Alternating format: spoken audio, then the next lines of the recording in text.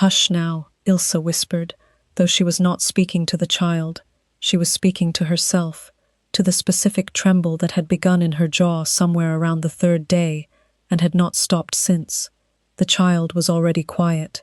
The child had been quiet for a long time, longer than was natural for a pup of 4 months, as though even he understood that sound was a form of danger down here.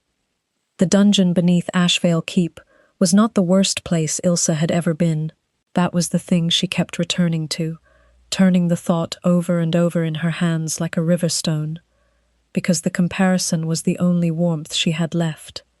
It was not the worst place. She had slept in a grain cellar for 6 weeks once, after the old Eldercrest had dissolved her service contract and turned her out in the first frost of autumn. She had endured the sorting house at 12 years old, when the pack census takers had logged her secondary designation as Omega, and the room had gone quiet in a different way than silence usually went quiet, gone flat and finalized, like a door shutting on a future. She had been in worse places than this. She simply could not, at this particular moment, remember clearly what they were. She sat with her back against the eastern wall, because the eastern wall was the driest. She had established this on the first night by pressing her palm flat against each of the 4 faces in sequence, reading the cold the way she read everything, methodically, without sentiment. The north wall wept. The south wall smelled of the drainage channel that ran beneath the keep's old foundation. The west wall abutted the cell where they'd put the 2 men from the border crossing, and she could hear them, intermittently, arguing, in low, rough voices, about someone named Dermot, and whether Dermot had warned them or had not. The eastern wall was dry. The eastern wall was hers. She had arranged what she had into a system. Her own cloak around the child, all of it, tucked in 3 overlapping folds so that only his face was exposed. Her tunic's inner lining torn free in a long strip and wound around his feet, because feet were where the cold entered a small body first. She had learned that from the healer's texts she'd copied by hand for Eldercrest's library before the dismissal. 412 pages in a script, so small and precise that the elder had first accused her of tracing another scribe's work, before examining it closely enough to understand that no one traced work this exact. She had torn the lining without hesitation. She was wearing her outer tunic, and the dungeon's cold, and that was what she had. The wound on her left side was from the second night, when the guard had shoved her into the grating, and she had turned her body so that the iron edge struck her hip and not the bundle in her arms. The iron had caught her below the ribs and opened a cut she couldn't see, but could map precisely by where it ached when she breathed. It had stopped bleeding, she thought. The dampness she occasionally felt there might be something else, sweat, or the seam moisture from the wall, though she acknowledged privately that it might not be. She had been here for 11 days. She knew this because she had scratched marks into the mortar between the lowest 2 stones on the eastern wall, 1 mark for each time the light under the door changed from black to grey. 11 marks. She checked them again now, running her fingertip along each groove, and the count was correct. On the first night, she had cried once, briefly, and then she had not cried again, because crying produced cortisol, and cortisol produced heat, that the body immediately surrendered, and she needed every particle of heat she could manufacture. She was an Omega. She had always understood that her biology was considered her defining fact by everyone who encountered her. She had stopped arguing the point sometime around her 15th birthday, when argument had ceased producing any result other than fatigue. What she had done instead, quietly, over the years that followed, was accumulate knowledge, technique, observation. She had served in 6 different pack households before the age of 23. She had learned, in those 6 households, how buildings were built and how they could be unmade. She had learned what grew in which season, and which root could reduce a fever and which could stop bleeding. She had learned the names of all 37 border lords of the Ashvale region because the family she'd served at 19 had required her to draft their correspondence. She had learned that the drainage channel beneath Ashvale Keep's foundation ran northwest and opened into the outer moat at a grate, approximately 1 handspan wide, which was too narrow for a grown woman to pass through, but was information she was saving. She was saving a great deal of things. But 11 days was a long time, and she could feel the cold in her bones in a way that was different from the first few days. A deeper register, a settling in, as though the cold was beginning to think of her as permanent. The child stirred against her chest, not waking. Something between sleep and not sleep, the state he'd occupied for most of their time down here, quiet and small and warm in a way she was determined to keep him. "I know," she said softly, and then, because she did not know what else to give him, she began to sing. She sang very quietly, barely breath. The lullaby was one she'd heard in the 4th house she'd served. The nursemaid there had sung it to the master's children every night, and Ilsa had memorized it without meaning to, the way she memorized everything, as a reflex rather than a decision. She had never used it before. She had not, until 11 days ago, had occasion to. The words described a forest in summer, and a river, and something sleeping safely under the roots of an oak tree. She sang them to the dungeon walls. She did not expect anyone to hear her. She was wrong about that. 3 years before the night, she found herself in a dungeon beneath Ashvale Keep. Ilsa had been dismissed from the household of Eldercrest for the 2nd time. The first dismissal had come from the grain cellar she'd spoken of in her own mind, the one in the first frost of autumn, for what Eldercrest had called insubordination, and what had in fact been Ilsa correcting a calculation error in the winter food allocation that would have left the household's lower staff short by approximately 28%. She had been rehired 8 months later because Eldercrest's replacement record keeper had made a worse error, and no one had caught it until the household nearly did go short, and the elder was a practical man beneath the pride, if one waited long enough. The second dismissal was less practical.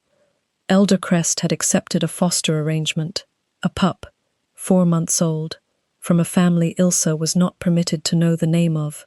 The arrangement was documented in a sealed letter that the elder kept in his desk and that Ilsa had never opened, though she had held it once for approximately 40 seconds while sorting the correspondence archive, and had noted its weight and the quality of the seal wax.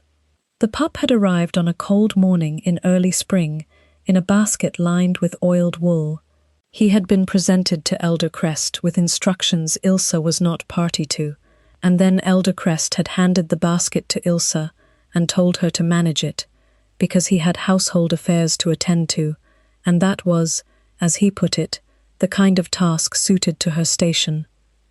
She had looked down at the pup. He had looked up at her. This was the moment Ilsa identified, when she reviewed the sequence later, as the place where her judgment had failed her. Not because she had agreed to care for him, that had been an assignment, and she had always done her assignments, but because somewhere in those first 2 weeks, between the night feedings and the specific cry that meant hunger versus cold versus something else, between the weight of him against her shoulder and the way he had, at some point she couldn't precisely date, begun to stop crying when she held him, and only when she held him, she had become something other than efficient about it. She had become attached. This was a failure of self-regulation. She acknowledged it plainly. An Omega in service learned early that attachment to a household's protected charges was a liability, because protected charges moved on. They grew. They were claimed by bloodline. They were transferred as political arrangements required. And the Omega, who had allowed herself to feel, remained behind with a loss that the household did not consider its concern. She knew this. She had watched it happen to 3 other women she had served alongside. She had done it anyway. 4 weeks after the pup arrived, Eldercrest received a message that thinned his face in a way Ilse had never seen before. He called her into his study that evening, which was unusual. He typically communicated through written notes, preferring not to spend words on a woman he considered furniture. And he told her without preamble that the foster arrangement was being terminated. The pup was to be transferred immediately to another location. He did not name the location. He told her to prepare the pup for transit that night. Ilse had stood in the study doorway for a moment. "May I ask," she said, "to whose custody he's being transferred?" Elder Crest had looked at her with the kind of surprise men looked at furniture with when furniture spoke. "That is not your concern. I ask only to ensure the transit arrangements are appropriate for his age. The men coming for him will provide what arrangements they see fit. Men, plural, coming in the night, with no named destination." Ilse had learned, in 6 households, to read the gaps in what was said. The gap between what the elder had told her and what he had not was approximately the width of the thing she was afraid of. "Yes, Elder Crest," she said. She went upstairs and prepared the pup for transit. She packed his basket carefully, everything folded and ordered. She wrapped him in his oiled wool, and then she took him, and she ran. She had 11 hours before they would come for him, she estimated, which gave her time to reach the Thornfen trading route and pass herself off as a nursemaid attached to one of the merchant parties heading east. She had prepared for this, not consciously, not as a plan she had ever intended to execute, but as a habit she couldn't break, the habit of noticing exits, of knowing what was in her pockets and what wasn't, of understanding which roads forked where. She had been accumulating. This was what the accumulation had been for. For 36 days she moved. She did not stay anywhere more than 2 nights. She traded work for passage, her record-keeping for a merchant's accounts, her knowledge of border customs for a guide's fee, her silence about a ferrymaster's side arrangements for free crossing at a river junction that had no bridge. She was practical. She did not draw attention. She was Omega, which meant she was largely invisible in the ways that mattered. No one looked at a plain, quiet-voiced woman carrying a basket with a sleeping infant as a threat. She used the invisibility the way she used everything else. She almost made it to Veldon. Veldon was a free territory, technically outside any single pack's authority, where she'd calculated she could establish a place quietly enough to not be found. She was 4 days from Veldon's border when the men caught her. There were 3 of them, and they wore the grey and green livery of Ashvale Keep, which meant Elder Crest had not merely reported her theft to the local warden, he had reported it to the keep itself, which meant the foster arrangement had been backed by someone with direct ties to the keep's administration. She understood, when she saw the livery, that she had badly underestimated the scale of what she was inside. They were not rough with her, exactly, not beyond what was required to ensure she did not attempt to run again. She did not run again, because the pup was in her arms, and she was not going to drop him, and she was not going to hand him to strangers in order to free her hands, and so she went with them. They brought her to Ashvale Keep. They brought her to the dungeon beneath it. And they left her there without explanation, which was, she had come to understand, an explanation in itself. She had not been told what she was charged with. She had not been told how long she would remain. She had not been permitted to speak to anyone with any authority to answer those questions. She had been given a bucket, a single torch that had burned out on day 4, and nothing else. The guards passed food under the door twice a day, a portion barely adequate for 1 adult, which she halved each time, mashing the softer elements for the pup, and otherwise she heard only the men on the other side of the west wall talking about Dermot. On the 11th night she sang. She sang quietly. The words of the lullaby moved through the cold air of the cell, and she felt them more than heard them, felt the vibration in her sternum and the small answering shift of the pup's breathing as the rhythm reached him. She adjusted the fold of her cloak over him and she sang, and the dungeon walls absorbed it in the way stone absorbed everything, without comment, without mercy, without any response at all. She did not know, and would not know until later, what was happening above her head at that particular moment. Soren had been on the road for 16 days. He had left the capital of Keldrath with a party of 36, advisors, guard, a treaty liaison, 2 members of the Elder Council, whose attendance had been non-negotiable, and he had managed, through the grinding labor of 2 full weeks on horseback, to reduce his company to 4. The others had been dispersed one by one, the advisors redirected to the border negotiations at the Thornfen, the Elder Council members rerouted at the last junction, with enough administrative justification that neither had been able to object in time, the treaty liaison left at a way station with a signed document and instructions to begin preliminary review. He was not proud of all of it. Some of it had been genuinely necessary, and some of it had been him acting on something he could not have named precisely, an irritation, a wanting to be alone that had sharpened over the 2 weeks into something almost painful, a sensation not unlike the early stages of illness, a wrongness in the air that his 4 remaining companions clearly could not detect and that he had stopped trying to articulate. He could not explain what drew him to Ashvale Keep at this particular hour of a cold night. He had scheduled a stay at the keep in his itinerary as a political obligation. Lord Ashvale was a mid-tier territorial holder who expected the Alpha King's occasional presence as a gesture of acknowledgement, but he had been planning to arrive the following afternoon, in daylight, with appropriate notice. He had not been planning to arrive at the 10th hour of the evening with no warning, riding hard down the eastern approach road in the dark. He had begun riding harder, approximately 3 hours ago, without deciding to. His captain, Bran, had ridden beside him without speaking for most of it, which was the quality in Bran that Soren valued most. At some point Bran had dropped slightly back, not far, not a retreat, simply an acknowledging of the fact that the king was not present in the usual way tonight, that he was oriented toward something Bran couldn't locate. What Soren was oriented toward, he could not have said with precision.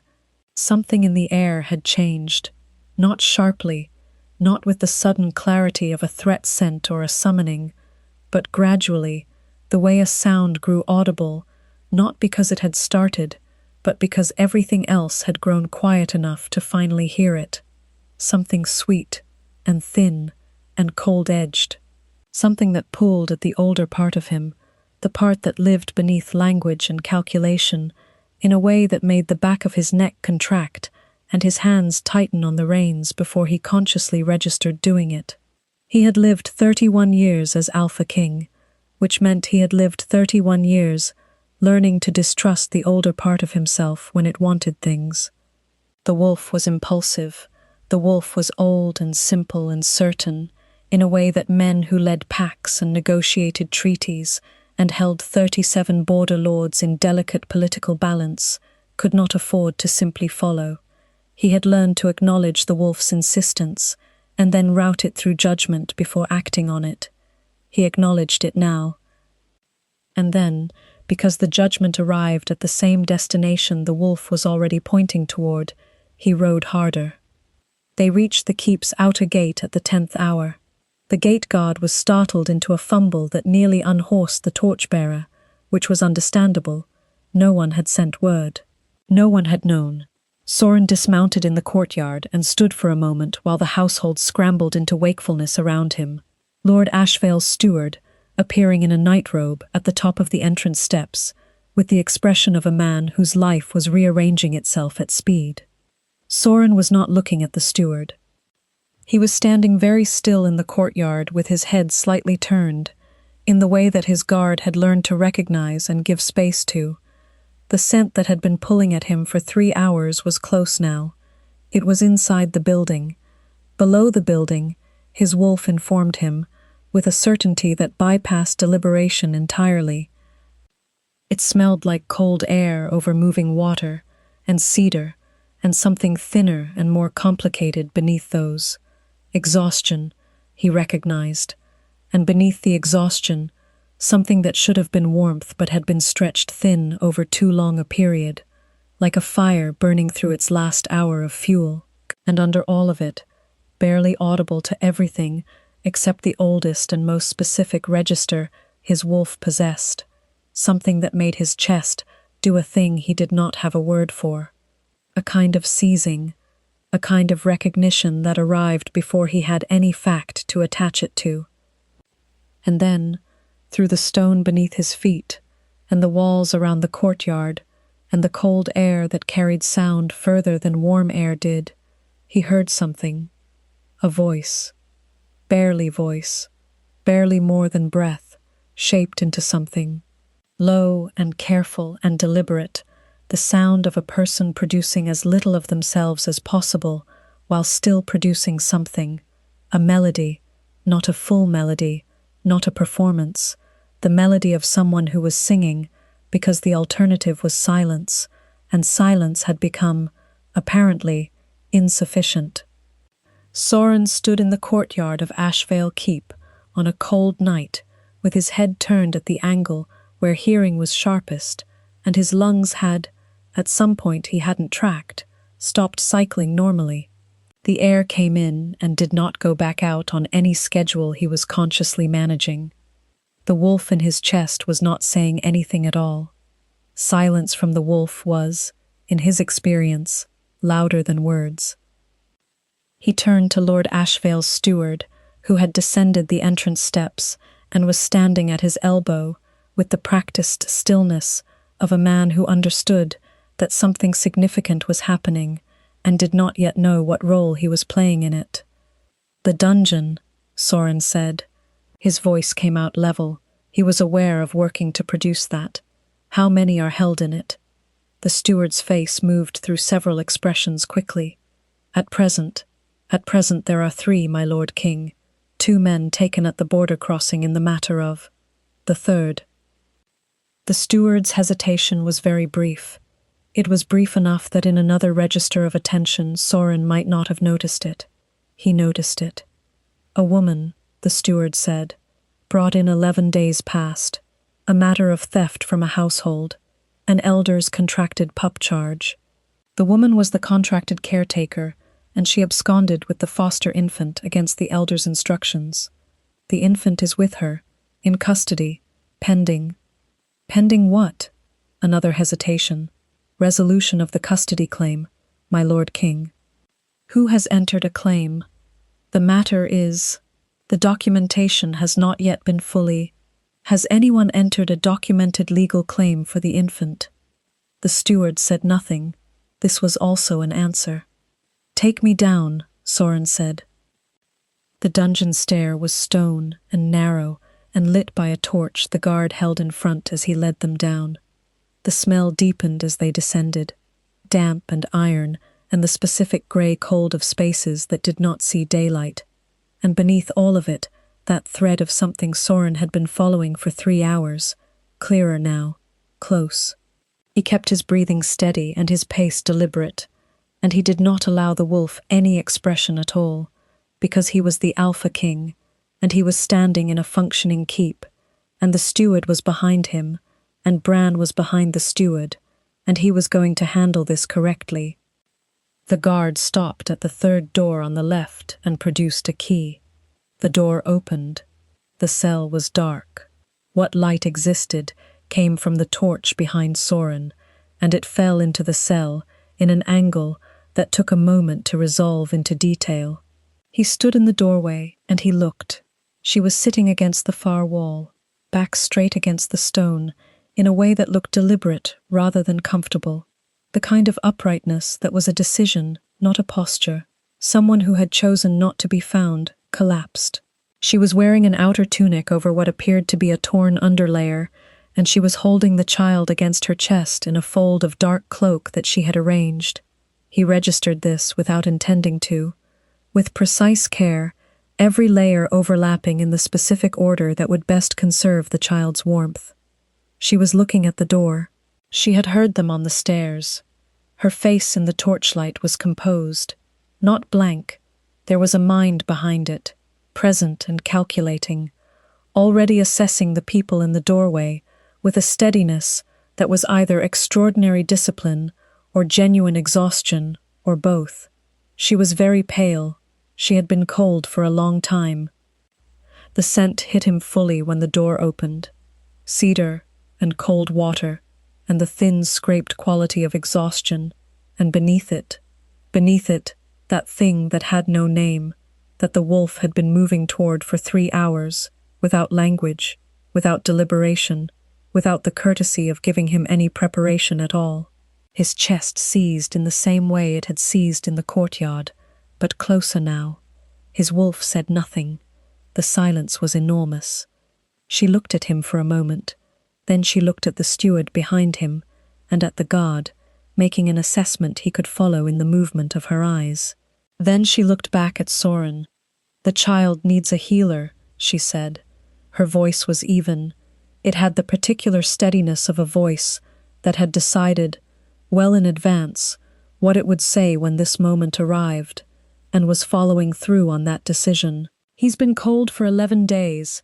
I've managed the temperature adequately, I believe, but he should be examined. He hasn't been ill. No fever, no congestion. The primary concern is nutritional. The food rations provided weren't sufficient for 2, and he's had a reduced feeding schedule as a result. He needs—" "What is your name?" Soren said. She stopped. "Ilsa," she said. One word. Then, with the addition of something that was not quite defiance, but occupied the same space, "I know you have questions. I can answer them, after the child is seen." He looked at her for a moment that lasted longer than he intended. "We will see to the child immediately," he said. Then he turned to the steward. "Bring the keep's healer now. Bring something warm. Bring food. Appropriate food. Tell the healer what the ration situation has been." He looked at the guard. "Unlock the anklet." The guard moved. He looked back at Ilsa. She was watching him. She had not relaxed. She was, he understood, not going to relax until the child was in a healer's hands, and she had verified the result. Everything else, the unlocking, the warmth, whatever was coming next, was secondary to her in a way that was evident in every line of her face and her deliberate, careful posture. The wolf stirred. Soren put the wolf down, firmly, and crossed the cell. He crouched in front of her, not looming, not enclosing, making himself deliberately lower than she was, which was a calculation he made, and which he acknowledged was a different kind of calculation than he usually made, and he held out a hand. "Can I see him?" She looked at his hand. She looked at his face, whatever she was reading there, and she was reading it, the way she read everything, with precision and without sentiment, seemed to resolve to something. She shifted the cloak fold and held the child up slightly, not releasing him, just making him visible. The pup's eyes were closed. He was breathing in a shallow, even rhythm, and his warmth, Soren could feel it from 6 inches away, was real warmth, maintained warmth, the kind that did not happen by accident, in a stone cell, in 11 days of winter cold. Someone had kept him warm, with nothing but her own body, and whatever she could construct from what was available. Something moved in Soren's chest that was not the wolf, exactly, or not only the wolf. "He is all right," he said, and it was not entirely a question. "He is all right," Ilsa said. "I kept him all right." The healer arrived within 7 minutes. Soren knew this, because he counted the minutes. He was aware of himself counting them, and was aware that this was unusual for him. He stood aside when she entered, and watched Ilsa watch the healer examine the child, and he observed the way Ilsa's hands released their tension, one joint at a time, as the healer's assessment proceeded, and produced no alarm. He observed the particular moment when Ilsa allowed herself to lean her back against the wall behind her, in a way that was not posture anymore, but something closer to letting go. She caught him watching, and did not look away. "He's not mine," she said. It was the preemptive answer to the question she expected, offered before the trial she was clearly bracing for. I know that's the charge. I didn't take him for myself. I took him because the men coming for him were not documented, not legally designated, and Elder Crest had no custody transfer paperwork that would have held in any pack court I'm aware of. I can document every decision I made and the reasoning behind it. I have kept records. She paused, in my head, because I didn't have paper. Soren looked at her. Tell me, he said. She told him. She told him in the systematic way she did everything. Facts first, reasoning second, personal observation clearly flagged as distinct from fact. And she spoke for a long time, and he listened, and when she was done, there was a silence in the cell that had a different quality than the silence before had, less cold, less final. Who sent the men, he said. I don't know. I know they wore Ashvale livery. I know Elder Crest's sealed letter came from someone of rank.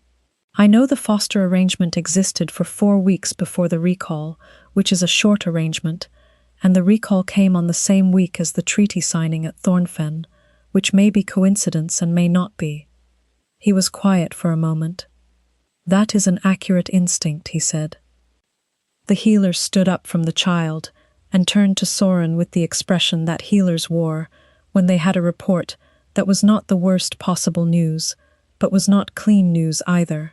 The infant is undernourished, but not dangerously so.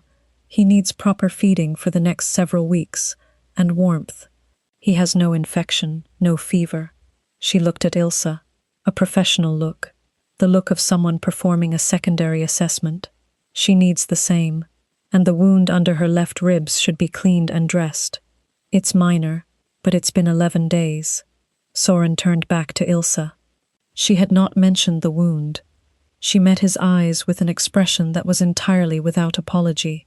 She had not mentioned the wound, because the wound had not been her primary concern.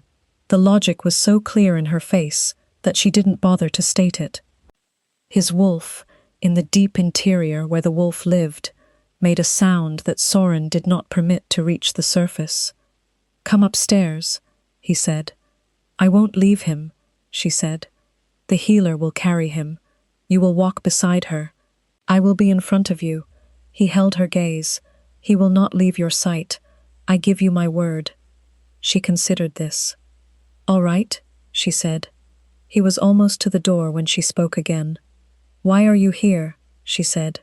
Not aggressively, with honest curiosity, the curiosity of a person who catalogued things and found the catalogued data inconsistent. It's the 10th hour. You weren't expected. No one at the keep. The steward's face when he saw you was, you weren't expected. He stopped at the doorway. He could tell her the diplomatic version, the one that mentioned the itinerary change, and the road conditions, and the reordering of a scheduled visit. He was fluent in that version. He turned and looked at her. I heard something, he said. That was all. She was still. Her eyes moved over his face in that cataloguing way. I was barely making any sound, she said. I know, he said. I heard it anyway. They brought her to the south wing of the keep, which received the morning sun and was consequently the warmest section of the building. Soren noted that Lord Ashvale's steward flinched, a subtle flinch, the kind produced not by fear, but by the rupture of an established order, when the king directed that the south wing guest quarters be opened for the detained woman and the infant. Soren observed the flinch and said nothing about it. The order stood. The healer took a room adjacent to Ilse's for the first night, because the pup needed observation, and because Ilse, despite everything she had conceded to since the door opened, conceded to the healer's proximity without objection. She was practical about this, practical in the way she was practical about everything. Soren sat in the south wing's outer room while the healer worked on Ilse's wound. He had posted himself there before he entirely decided to. The fire was lit. The room smelled of pine resin and warm stone, and underneath those smells, closer and clearer than it had been in the courtyard 3 floors up, that other scent, the cold water cedar scent of her, warming now, deepening as the cold came out of her. He catalogued this without commentary and made no movement toward the adjoining door. When the healer came out, she gave her report briskly. The wound was clean, adequately dressed. The woman had refused anything for pain. She was feeding the infant, who was eating properly. She had asked that no one enter the room until morning. Soren told the healer thank you. He sat in the chair by the fire. He did not sleep. Sometime in the hour before dawn, through the wall between the rooms, he heard it again. The melody, low and careful, and not quite breath, sung for the child. The words were something about roots and rivers and sleeping safely. He sat in the chair and he listened, and he made no move to interrupt it, because it was not his to interrupt. It was hers entirely, that small, private sound she'd been sending into the dark for 11 days. He sat with it. In the morning, Lord Ashvale arrived at the south wing with his steward and 2 members of the local elder panel and a formal file of documentation and the expression of a man who intended to manage the situation. Soren met them in the outer room before they could reach Ilsa's door. "The infant," said Lord Ashvale, opening with the file, "is a ward of this keep, under a protective foster arrangement that predates—" "Who is the child?" Soren said. Lord Ashvale stopped. "The documentation refers to a protected ward without—" "Who is the child?" Soren said again, and the second time the room changed slightly, the way rooms changed when he stopped keeping his register even and let a fraction of the real weight of his voice come through. Lord Ashvale closed the file. It took him a long moment, and during that moment, the 2 elder panel members made the small sideways movements that wolves made when the pressure in a room increased, and they were not the source of it.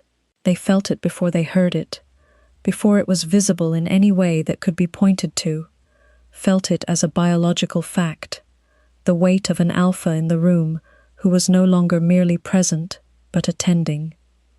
"He is the son," Lord Ashvale said slowly, "of Councillor Veth, who died last spring." The child was placed in discreet foster to avoid the inheritance contest. The men sent to retrieve him were acting on Councillor Veth's brother's instruction. Soren turned this over. Councillor Veth had died in the spring. His death had been reported to the capital as illness, and Soren had noted at the time that the reporting had been unusually swift and the documentation unusually complete.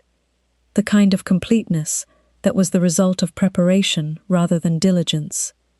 "The men sent to retrieve him," Soren said. "Were they documented? Did they carry a transfer order?" Lord Ashvale said nothing.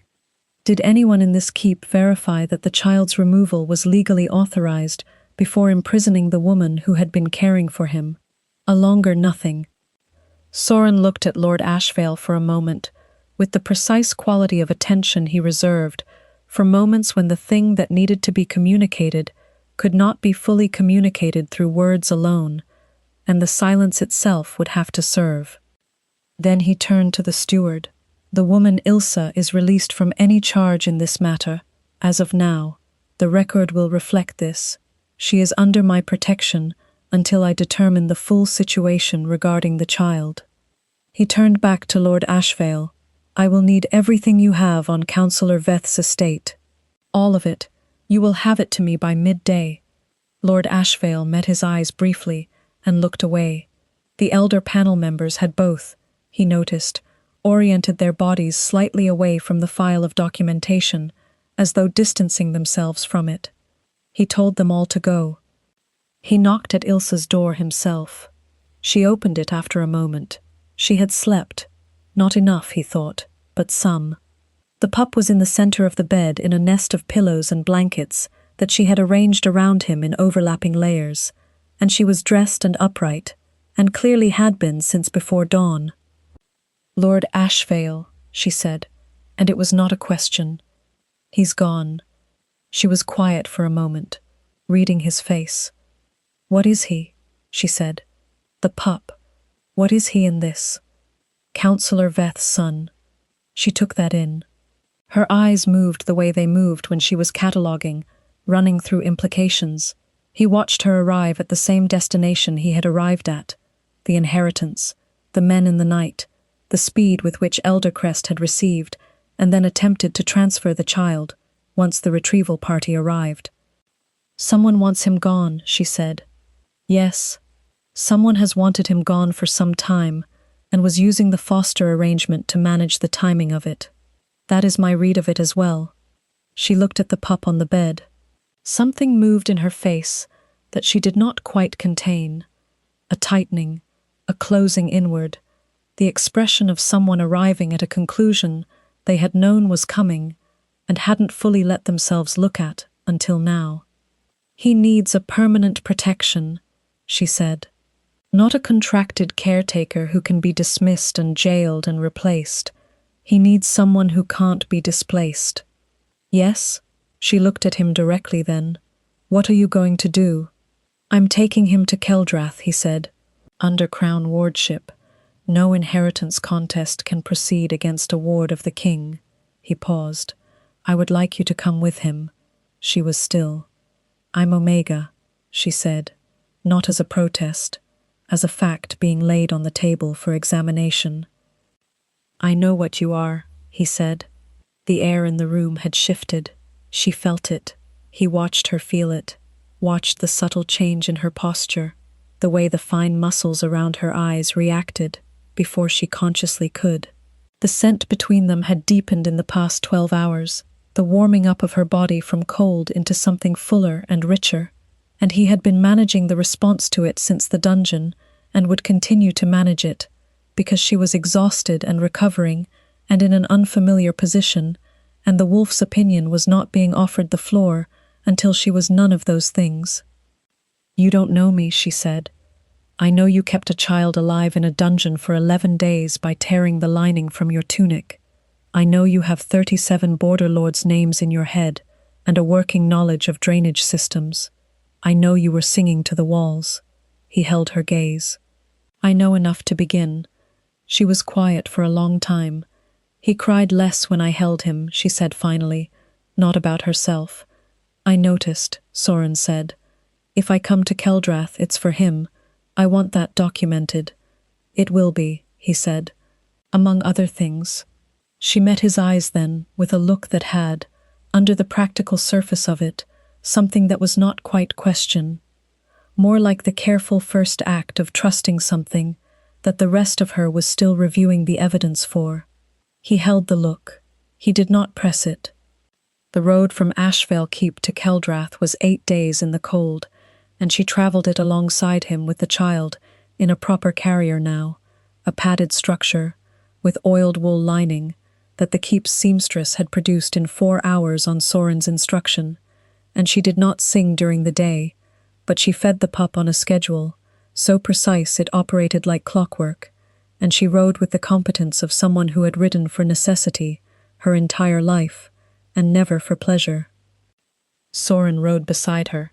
He had reduced his company again, down to the 4 who knew to give him space, and he rode beside her at a distance that was close enough to be available and far enough not to press, and they talked. Not always. Sometimes for hours at a stretch they did not talk, and the silence was not uncomfortable. But sometimes she would describe something she'd observed about the road or the tree line, the way the soil composition changed at a certain ridgeline, the particular call of a bird that indicated the weather was changing, and he would listen and occasionally add something, and the something he added she would consider with the same careful deliberateness she applied to everything. On the 4th day she asked him what the wolf had said. He looked at her. "When you found me," she said, "in the courtyard, you heard me from 3 floors up in a keep where you'd never been. Something told you where to look before you looked." He was quiet for a moment. On the road behind them, Bran had, in the particular way of Bran, managed to create an additional 20 feet of distance without appearing to have moved deliberately at all. "The wolf doesn't use words," he said. "It uses direction." "What direction?" "Down," he said, "toward you." She considered this. Her eyes were on the road ahead.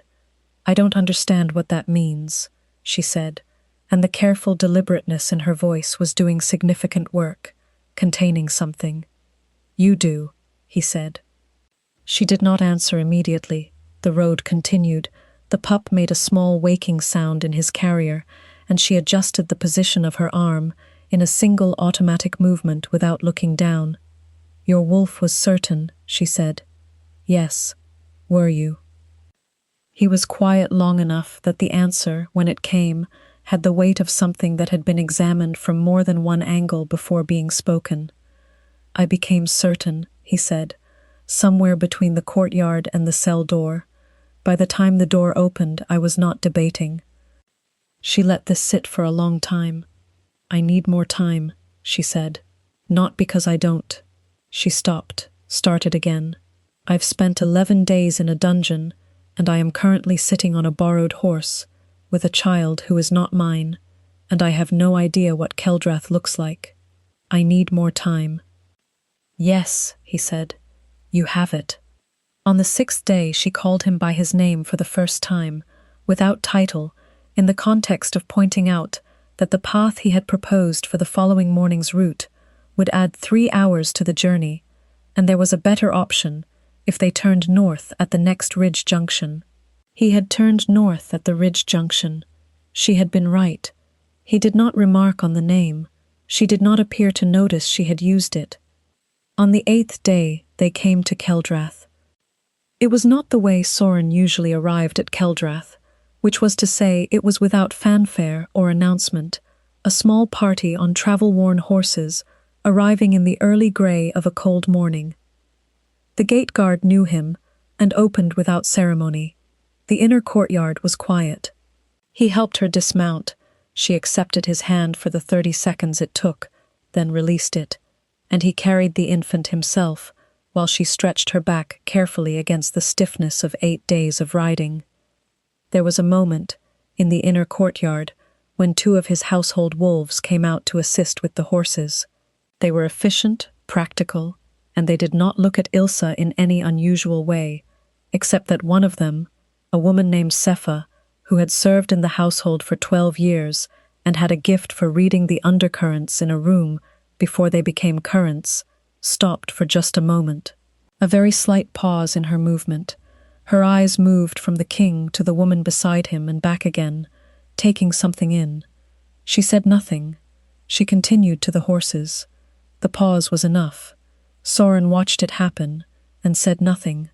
Ilsa did not appear to notice, but the household, he understood, already knew, not from words, not from announcement, but from the thing that traveled through wolves before language did.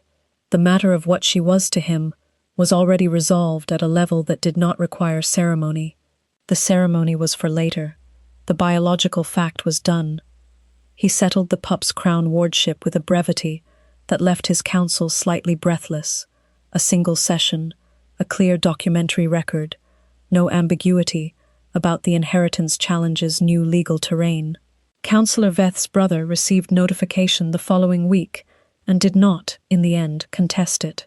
What the keep's drainage channel had been to Ilsa's knowledge of Ashvale, the documentation of a dead councillor's suspicious estate arrangements, was to Soren's leverage, a thing accumulated quietly that could be used precisely when required. Ilsa was given quarters in the East Tower, with a room for the pup adjoining hers. She did not ask what the arrangement implied. She settled into the East Tower with the same efficiency she'd brought to the dungeon's eastern wall, assessed what was dry, organized what she had, established a system. Within 3 weeks, she had quietly reorganized the household records archive, which had apparently been in a condition that Soren's head steward described, somewhat helplessly, as comprehensive but not intuitive. It was now both. No one had asked her to do it. She had done it because she'd identified it as something that needed doing, and she was there, and the skill was hers. Soren found out about it when the head steward came to him with an expression he had not previously seen on that face, something between relief and the specific humility of a person who had just had a long-standing problem solved from an unexpected direction. "The woman in the East Tower," the steward said. Yes, Soren said. She has reorganized 11 years of overlapping filing systems into a single coherent structure, cross-referenced. With an index, she appears to have written entirely from memory in 4 days. The steward paused. She asked if she might also review the Thornfen border correspondence. Give her the Thornfen border correspondence, Soren said. The steward nodded and left. Soren sat with this for a moment, the image of her in the archive room with 11 years of his household's documentation, producing order out of accumulation, the same way she had produced warmth out of a torn tunic lining in a cold cell, the same essential logic, everything available deployed with precision and without waste. He went to the archive room that afternoon. She was at the table with a row of bound ledgers, and she did not look up when he entered, which was, he had noted in the days since Ashvale, how she operated when she was in the middle of something. She registered the entry and catalogued it and returned to the task. He sat in the chair at the end of the table and did not speak, and she did not speak for several more minutes, and then she said, without looking up, "The Thornfen Treaty has a documentation gap between the second and third supplementary agreements that suggests a concurrent side arrangement that was never formally recorded. I think it may be relevant to the Veth estate." "Tell me," he said. She told him. She was right about the gap. She was right about the side arrangement. The specific set of documentation that proved it took another 3 weeks to locate, and she found it. It was not the finding of it what changed things. What changed things was smaller than that. It was an evening, in the 4th week, with the fire in the East Tower sitting room lit, and the pup on a blanket on the floor between them, and the warm, ordinary light of the room around them. Soren had come to ask her something about the border records, a practical question, and the practical question had resolved quickly, and then neither of them had risen to leave. The pup was making the particular satisfied sounds of a well-fed infant in the precise temperature range they required. Ilsa was sitting with her hands in her lap and her face in the firelight, and the scent of her in the warm room was... He was managing the response to it with the same care he had been managing it since the dungeon, but it was requiring more effort in a warm room, with the fire, with the specific easy quiet of a space that had become familiar. She turned her head and looked at him. "Your wolf," she said. "What is it doing right now?" He looked at her for a moment. "Being patient," he said, with some difficulty. Her eyes moved. The careful deliberateness was still there, but it had changed quality over 4 weeks. It was not the deliberateness of survival now, the calculating steadiness of a person managing a crisis. It was something else. "I've been reading," she said, "about mate bonds, about what they do to the wolf's sense of direction, the specifically non-voluntary nature of the..." She stopped, started again, in the way she had, the way of someone who had prepared a precise statement and was departing from it. "When you crouched down in the cell, to make yourself lower than me, that was a decision you made." "Yes." "You have not made any move that I have not first." She looked at the pup on the blanket, then back at him. "You have been patient." "Yes, I know what I feel," she said, with the tone of someone finishing an internal deliberation out loud, stating the conclusion of a long internal review. "I've known for some time. I was waiting until I was not cold and exhausted and in someone else's keep before I trusted the conclusion." The fire moved. The pup made a small, satisfied sound. Soren held very still, in the way that was the whole body equivalent of the wolf's silence, everything present, nothing moving. "I'm not cold now," Ilsa said, "or exhausted, or in someone else's keep." He crossed the 4 feet between them carefully, and he sat beside her on the settle, close enough that the warmth between their bodies was immediate and mutual. He did not touch her yet. He turned his head, and she turned hers, and the scent of her this close, warm and cedar-edged and fully itself for the first time, without the cold thinning it, moved through him in a way that was past managing. "Tell me what you want," he said. She looked at him with all the directness she brought to everything she examined. "I want," she said carefully, "for the pup to have a name and a home and a history that is his. I want to not be dismissed from a household again. I want to not be cold." She paused. "And I want the thing your wolf has been pointing at since Ashvale." He lifted his hand and put it against the side of her face, very gently, and she leaned into it before she finished deciding to. And the mark he placed on her that night was nothing like a seal of ownership, and entirely like a recognition that arrived long after it was due. She made a small sound when the bite fell. Not pain, something else, something that the technical language of the bond called completion, and that she called, the next morning in the dry, factual way she had, approximately accurate. He liked this about her very much. Spring came to Keldrath the way it usually did, with mud and early light, and the long, slow warming of stone buildings that had been cold for months. The pup, Lev, he was called now, a name from Councillor Veth's family record that Ilsa had found and Soren had formally given, had learned to pull himself upright on the furniture, and he practiced this skill with a focus and frequency that Ilsa had described, with the exact tone she used for things she loved, as methodical. Soren was in the archive room on a Tuesday morning, with a cup of tea that had gone cold, while he was reading through the revised Thornfen documentation, when she appeared in the doorway. She was carrying Lev on her hip. The pup was holding a carved wooden fish. Soren looked at the fish. "Sepha," Ilsa said. "She made it. He's been using it as a teething object, which I'm fairly certain wasn't the intended use.